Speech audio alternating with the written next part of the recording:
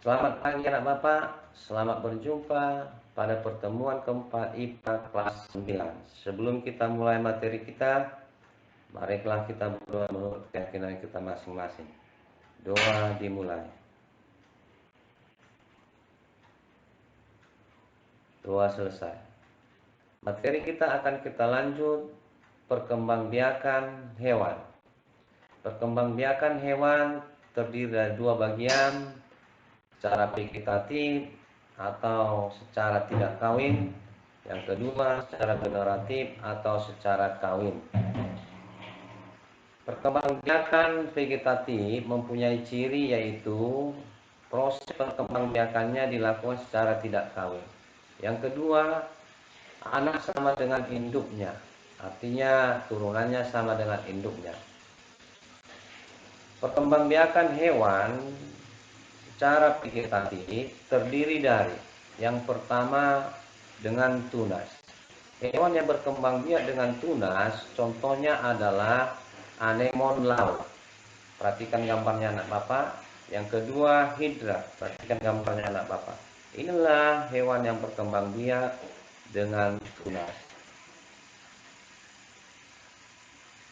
Perkembangbiakan hewan vegetatif yang kedua membelah diri. Contohnya adalah amuba. Perhatikan gambarnya anak Bapak. Yang ketiga, perkembangbiakan vegetatif hewan secara fragmentasi, yaitu pemisahan diri dari induknya. Contohnya adalah cacing. Perhatikan gambar itu anak Bapak. Seekor cacing, tubuhnya terbagi dua, maka berkembang menjadi dua cacing. Ini namanya perkembangbiakan fragmentasi. Kita lanjut, perkembangbiakan generatif mempunyai ciri-ciri perkembangbiakan secara kawin. Yang kedua, anak tidak sama dengan induknya, artinya turunannya tidak sama dengan induknya. Jadi perlu anak Bapak tahu, manusia berkembang secara generatif, maka tidak ada anak yang persis sama atau identik dengan orang tuanya. Kita lanjut. Hewan generatif, perkembangbiakan hewan generatif. Yang pertama, ovipar atau hewan bertelur. Perkembangbiakan ovipar terbagi menjadi dua bagian. Yang pertama, perkembangbiakan internal, di mana pembuahan terjadi dalam tubuh hewan.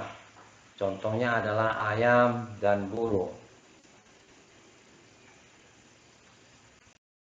Yang kedua, ikan dan kakak terjadi di luar tubuh hewan tersebut.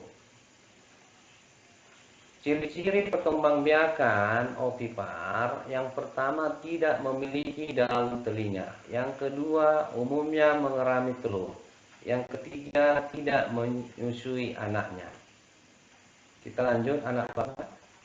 Perkembangbiakan generatif hewan yang kedua, vivipar atau hewan melahirkan atau hewan yang beranak. Contohnya adalah kucing dan kambing. Ciri-ciri hewan yang berkembang biak secara vivipar atau melahirkan, yang pertama, memiliki daun telinga.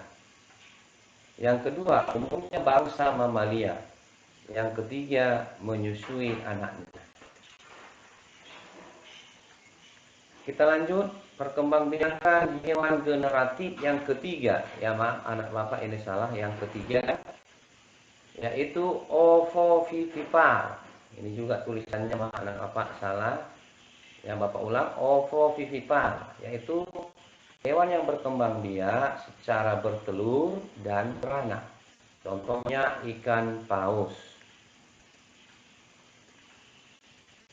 Maka bab 2 telah selesai kita bahas. Untuk mengirit waktu, kita lanjutkan bab yang ketiga pada pagi hari ini, yaitu tentang pewarisan sifat makhluk hidup. Pewarisan sifat yaitu adalah sifat induk yang dibawa pada turunannya. Kemudian pewarisan sifat induk pada keturunannya itu disebut adalah hereditas. Cabang biologi yang mempelajari pewarisan sifat disebut genetika. Karena begitu besar jasa Johann Mendel setelah menemukan teori genetika, banyak kaum ibu yang terselamat dari hukuman mati, maka diberilah gelar bagi John Mendel sebagai bapak genetika.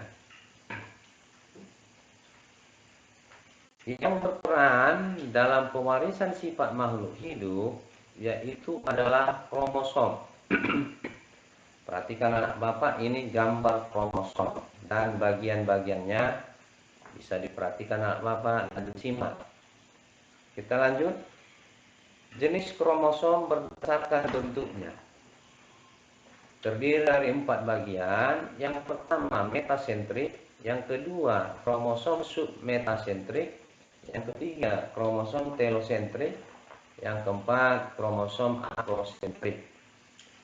Jenis kromosom berdasarkan fungsinya. Yang pertama adalah kromosom diploid. Ini terdapat pada tubuh makhluk hidup untuk perkembangan dan pertumbuhan makhluk hidup. Yang kedua adalah kromosom haploid. Ini terdapat pada sel reproduksi makhluk hidup. Ini untuk melakukan reproduksi. Bagian kromosom yang terkecil yang membawa sifat induk pada turunannya adalah gen. Jadi gen itu adalah bagian terkecil kromosom. Di dalam gen terdapat RNA dan DNA, merupakan susunan protein dan lemak. Inilah genlah yang berfungsi utama dalam pewarisan sifat makhluk hidup. Materi kita pada pagi hari ini telah selesai. Marilah kita berdoa menurut keyakinan kita masing-masing. Doa dimulai. Doa selesai.